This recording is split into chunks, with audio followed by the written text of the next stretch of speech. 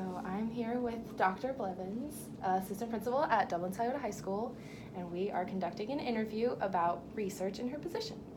So let's go ahead and get started. Okay, sounds good. What types of things are available for research? Well, there are quite a few things available for research, especially as an administrator. So in my position, the things that currently I am doing a lot of research on is implementation of RTI or SST or MTSS interventions at the high school level. A lot of my focus is on where it starts in the classroom and what are best practices there, what data can be collected, what do specific interventions look like to actually get some growth out of students, especially in regards to math and reading, and then how we follow up and what would be next steps. Understanding the implications of those regarding whether a student is from out of country is a huge question as well. If they don't speak our language, then how do we decipher if it's a language issue or if it's a learning issue, and problem solving a lot of that. So that's really my main focus. Some other things that we look at also is correlations of data to try to figure out how we can identify students early. Special ed with SLC, SLC, which is our specialized learning centers, our lowest level students, how we structure a schedule to best support them and get growth out of them. Oh, very interesting. So when you're doing these things to research, what research methods are available for you to use? Methods meaning like sources? Yes, or how you conduct these kinds of research. Okay. So there's a lot of different sources, and then embedded in that is different methods that other people have used, and then as far as our research here. For one of our interventions, for example, we have, since there's 3 high schools in our district, one of the other high schools is implementing an intervention program, and we are implementing the same intervention program that we've done before. And so they collected pre-data through a screener, and then each week they are doing probes, and then at the end of the 6 weeks, so we have an idea of whether within our district if we're getting the results from that. Other research would just be looking back at years of data. So 3 years of state data versus 3 years of screener data to try to figure out is there a direct correlation between our screener and our state scores that we could use as a predictor? And then is there any other variables associated with that? So an ANOVA correlations, that's pretty much what we're looking at for that side of things.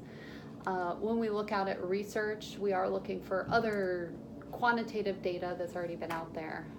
We do, however, rely a lot on qualitative data and interactions with students, observations, anecdotal records, checklists, things like that to kind of see are we getting growth out of students, and then what teachers record so we know whether it's working or not.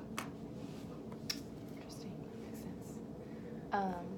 So would you say that the use of research is beneficial in your field? I think it's not only beneficial, it's pertinent. It's beneficial to get a groundwork, a framework to understand where we're going and what other people have done so we're not reinventing the wheel. I think what it's been really good for is also buy-in for people who may be the naysayers and not really interested in trying something different. If they can see some research or some numbers or some information to validate why we're doing what we're doing or why we should at least look at changing something, then it adds a little bit more credibility. Yeah, I get that. So this research process, where would you start it? Well, research starts every day. As far as really when you have a thought in your mind, then you start thinking and processing and gathering information from what you know, and then starting to reach out to other people to see what they think, or if there's a concern, whether that be via the internet, whether it be through articles, whether it just be conversations with people. And then as you can move forward, it's a continual basis, but asking the question and starting in the beginning and then doing the research and collecting the information to have a good base or at least a good project plan is where we start. Okay. So you found your sources. How can you check the accuracy of sources? So a lot of the time, the way that we're checking the accuracy of sources is the credibility of websites, how new the website is, so they just pop up this year. The long-running history, if we're looking at intervention sources, we're looking at, do they have data? Who else has used them, and have they collected data and put it out there? And then also, if we're reading an article and they're used as a citation in an article several times, then it would give a little bit more reliability that it may be a source that we want to look into. Yeah, okay. So then how could you gather current data to compare to your research findings? So current data, again, it's going to depend upon whether it's quantitative or qualitative. So on a continual basis, the quantitative data would be anything from state test scores to screener data to probe information, but also attendance, what their current grades are in their class, what is the GPA, how many years in the district, lots of different information like that. Qualitative data, the affect of the student, information from the teachers on work ethic, and lots of other pieces like that. So we can take that and compare it to other research as well as our own research to get an idea of whether the research that we're completing is consistent with the research that somebody else has completed, to understand whether we are consistent or not, and whether we could validate our research findings. Okay. So then you've gathered the research. What steps can be made after your research is completed?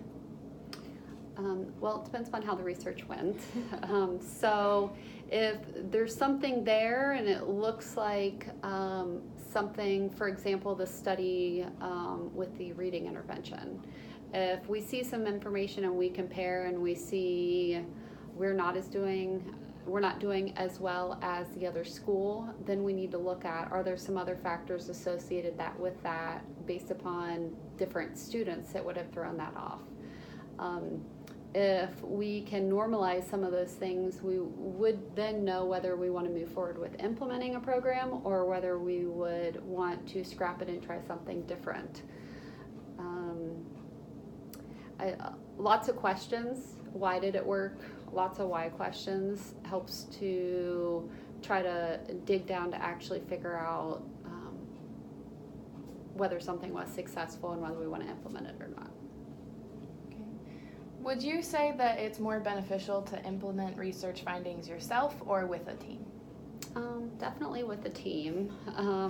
And surveying, as a team, one, just because I have an idea and I think it's a good idea, it may not be the best idea, or I may not have thought through every possible scenario, especially when we're trying to drill down to figure out why something worked or why something didn't work. And so every decision that we make, whether it's even based upon some hard data or whether it's based on anecdotal and whether we move forward with a different process or not, it's always a team decision. Okay. And then finally, what benefits, if any, are there to using research in this position? I think I've shared a lot of them. It gives us an idea of where we stand and what we can improve on and where we should focus. If we blindly just pick something to start, it may not be the best place to start, or it may not be the best intervention program to use, may not be the best schedule to follow, and then you end up potentially wasting resources, including people's time or money or effort towards something that if you would have started in the beginning with a little problem solving and question asking, you would get more out of the research. Interesting. Well, thank you for your time today. I really appreciate it. And okay, Great. here we go.